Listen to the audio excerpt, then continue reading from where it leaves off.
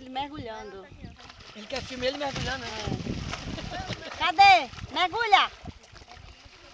Ela vai trazer o telefone, menina. Agora eu quero pra falar no... Não quer deixar eu mergulhar.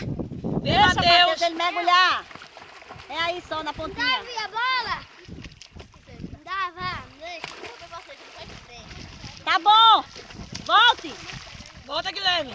Ei, mergulha pro lado de cá. Não, ali onde tá as meninas, tá fundo. Tá vendo? As meninas tá rasa. É pra Mas não é cá. bom deixar eles não, porque eles são pequenos. E as meninas são grandes. Mãe, vai. Tá lindo, é Vai. eu sou grande. Eu fico até ali, agora eu não passo não. Só aqui na beirinha, não é lá embaixo não. Aí na pontinha. Já tomou banho aqui. É, tá bom. Vai.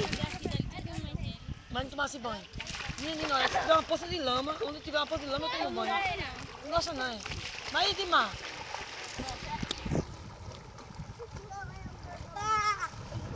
Eu tomo de mar, eu tomo de rio. Mas Josiane, aí por causa dos outros vai deixar de... Mas não é assim não, menino. Morreu gente que foi lá pro fundo, Josiane. Porque a água aqui não vai puxar ninguém não, só se a pessoa for lá pro fundo. Olha, na praia mesmo, na praia. Qualquer praia é perigosa. Tá entendendo? Se ela não tiver onda... Chama o menino pra jogar bola ali. Vai, chama pra Uma aqui esquentar também agora. puxa se tiver cheio. Aí lá em Recife, eu não gosto de boa viagem. Boa viagem tem muita onda. A onda passa por cima de você e ele puxa. Eu gosto demais assim, praia é assim, ó. Mas mesmo assim. Guilherme. Vai jogar bola agora um pouquinho.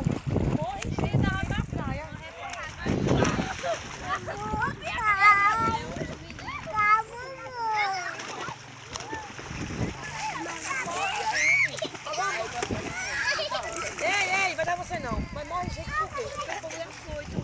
Aí do fundo, o povo não sabe onde é a área de tubarão. Ataque de tubarão, vai pra perto do ataque de tubarão.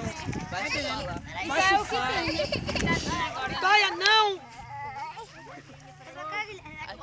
Tá com sede, não trouxe água pra essa menina. Acharam 4 Vai, tubarões. vai.